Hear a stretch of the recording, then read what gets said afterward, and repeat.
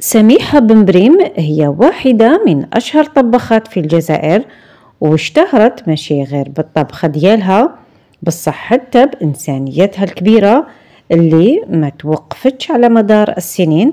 هي واحدة من الناس اللي دايما تحب تدير الخير، وخصوصا في شهر رمضان وين تكون دايما حاضرة باش تقدم المساعدة وتشارك في موائد الإفطار. بداية مشوارها في عالم الطبخ، بن بريم بدأت تحب الطبخ الجزائري منذ الصغر. تعلمت من أمها وكل أفراد عائلتها اللي كانوا يشتهروا بالطبخ التقليدي الجزائري. مع الوقت زادت مهارتها في تحضير الأطباق الجزائرية الأصيلة، وصارت من أشهر الطباخات في المنطقة. أطباقها ما كانتش مجرد أكل، بل كانت تحمل نكهات عريقة وذكريات شعبية مثل الطاجين، الشوربة الجزائرية والكسكس.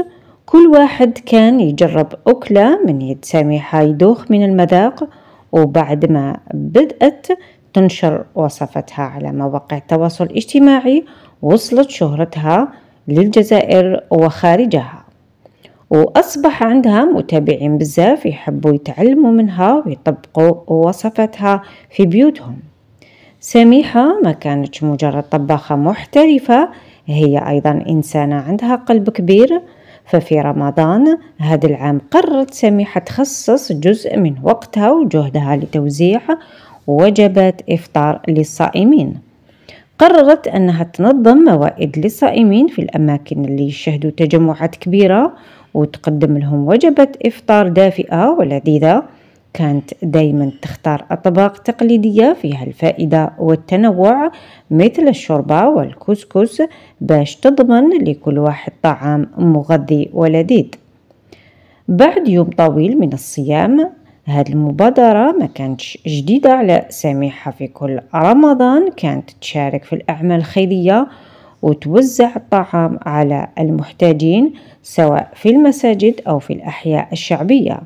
وهي كانت دايما تشجع الناس على التبرع والمشاركة في الخير، وكان عندها تأثير كبير في تشجيع المجتمع على التضامن.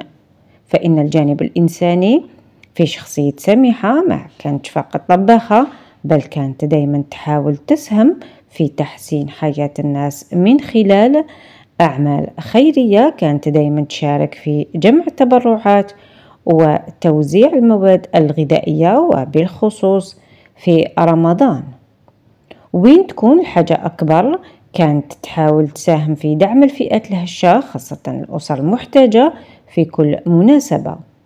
كانت تسعى باش تعطي وتدير الخير.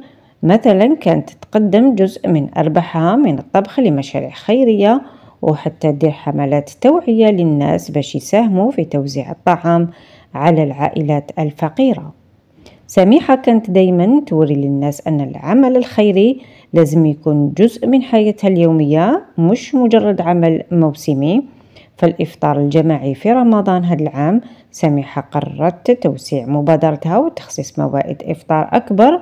تعاونت مع جمعيات خيرية ومؤسسات اجتماعية باش توصل المساعدة لأكبر عدد ممكن من الناس. كانت الموائد تحتوي على الطبق التقليدية مثل المتوم والشوربة واللحم الحلو، بالإضافة للحلويات الجزائرية التقليدية مثل المقروط والبقلاوة. هدفها كان أن الفقير يقدر يحصل على إفطار صحي ولذيذ في هذا الشهر الكريم. الرسالة وراء مبادرة سميحة من خلال كل هذه المبادرات، كانت سميحة تحاول توصل رسالة كبيرة: الخير ما يكونش مسؤولية فرد واحد، بل هو مسؤولية جماعية. كانت دايما تشجع على التضامن والعمل الجماعي، وتثبتت أن المطبخ مش غير فن طبخ، بل هو وسيلة لخلق فرق في حياة الناس وتحقيق أهداف إنسانية نبيلة. سميحة بن بريم هي مثال للطبخة الجزائرية اللي قدرت تدمج بين حبها للمطبخ وعملها الخيري. هي ما كانت فقط تحضر أطباق لذيذة، بل كانت تدير الخير وتساعد في تحسين حياة الآخرين.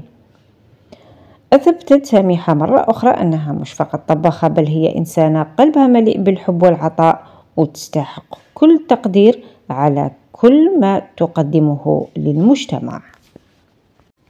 في الأخير شكرا على مشاهدتكم الفيديو. إذا عجبكم المحتوى ما تنسوش الضغط على زر الإعجاب والاشتراك في القناة باش يوصلكم كل جديد. شاركونا آراءكم واقتراحاتكم في التعليقات. ما تنسوش تفعيل جرس التنبيهات باش تكونوا أول من يشاهد فيديوهاتنا القادمة. إلى اللقاء في فيديو جديد قريبا.